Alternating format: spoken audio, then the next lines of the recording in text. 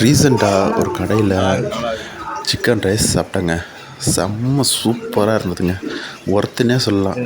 Chicken ரைஸோட sauce கொடுக்குறாங்க. அது எல்லா கடையிலையும் கொடுக்குற மாதிரி இருந்தாலும் நமக்கு சாஸ் வேணாம் அப்படின்னா நாம் வந்துட்டு சிக்கன் குழம்பு இல்லை மட்டன் குழம்பு தொட்டுக்க வாங்கிக்கலாம். அது போக நமக்கு சிக்கன் தொக்கு, அதாவது நம்ம சிக்கன் இல்லாமல் வெறும் குழம்பு மாதிரி கெட்டியாக சிக்கன் தொக்கில் கிடைக்கும்ல, அந்த மாதிரியும் கேட்டு வாங்கிக்கலாம். இது டோட்டலாக ஃப்ரீ தாங்க. சரியா? நாம் வாங்கின இந்த சிக்கன் ரைஸோட டேஸ்ட் சொல்லவே தேவையில்ல.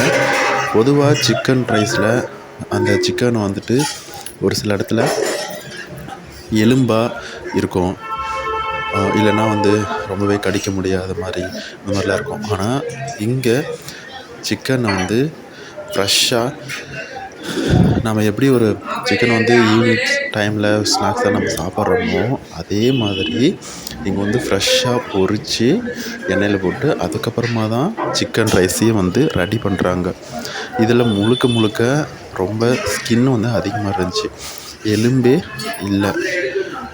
எப்படி கிளறி பார்த்தாலும் நமக்கு சிக்கன் அதிகமாகவே இருக்குது. இதில் இங்கே பார்த்தீங்க அப்படின்னா சிக்கனில் போன்லெஸ் இருக்குது, நமக்கு சிக்கன் தொக்கு இருக்குது, மட்டன் இதுலேயே நமக்கு மட்டன் குழம்பு கேட்டாலும் கொடுக்குறாங்க. இது எக்ஸ்ட்ரா நம்ம பே பண்ண வேணாம், நம்ம அதுலேயே வந்துடுது. அதுவும் ஃப்ரீயாக தான் வருது. அந்த குழம்பு ஐட்டம் எல்லாமே ஒரு சில இடத்துல ஃப்ரீயாக வராது, நம்ம பே பண்ணி வாங்குகிற மாதிரி இருக்கும்.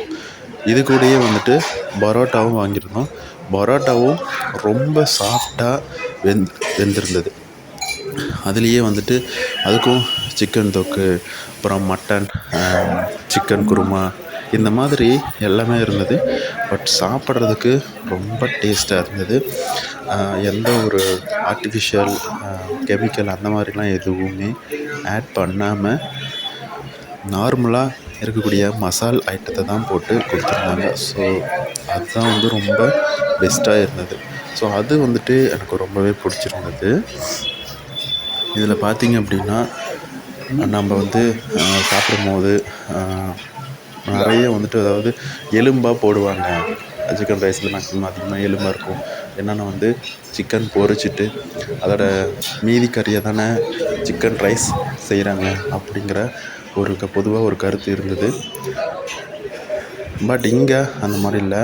ஃப்ரெஷ்ஷாக நாம் எப்படி சிக்கன் வாங்குவோமோ அதையே இவங்க பொரித்து, அதுவும் காலையிலேயே நம்ம ஏர்லி மார்னிங் போனாவே சிக்கன் ரைஸு கிடைக்கிது. ஒரு 7 மணி 8 மணி அப்படி போனாவே நமக்கு கிடைக்கிது.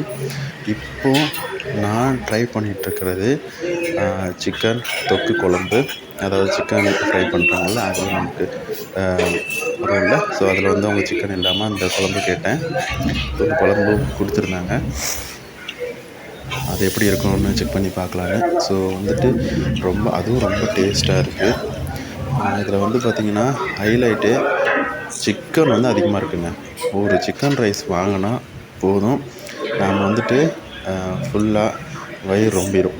ஸோமியா நம்ம எக்ஸ்ட்ரா நம்ம சாப்பிடவே தேவையில்லை. அந்தளவுக்கு ஃபுல்லாக நமக்கு வயிறு ரொம்புற அளவுக்கு சிக்கன் ரைஸு கொடுக்குறாங்க. ஸோ இது டேஸ்ட் சொல்லவே வேணாம், ரொம்ப செம்ம சூப்பராக இருக்குது. வேறு லெவல் டேஸ்ட்டுன்னு சொல்லலாம். சில டைம் சாஸ் ஊற்றிடுவாங்க, அஜினமோட்டோ கலப்பாங்க. இந்த மாதிரி விதவிதமாக இன்க்ரீடியன்ஸ் ஆட் பண்ணுறேன் அப்படிங்கிற பேரில் சிக்கன் ரைஸை நல்லாவே இருக்காது. ஆனால் இங்கே அந்த மாதிரி எதுவும் இல்லை. அதே மாதிரி வீடியோ அங்கே எடுக்க முடியும் ஆஃபராக, அதனால தான் நான் இப்படி எடுத்தேன். ஸோ வீடியோ ஃப்ரேம் கரெக்டாக நான் வைக்க முடியல. அங்கே வீடியோ எடுக்க சூழ்நிலை அமையலை கரெக்டாக. சரிங்களா? ஸோ நான் கேட்டப்போ மட்டன் குழம்பு கொடுத்துருந்தாங்க. ஸோ மட்டன் குழம்பும் நல்லா இருந்தது. தேங்க்ஸ் ஃபார் வாட்சிங். சப்ஸ்கிரைப் பண்ணுங்கள், லைக் பண்ணுங்கள், கமெண்ட் பண்ணுங்கள்.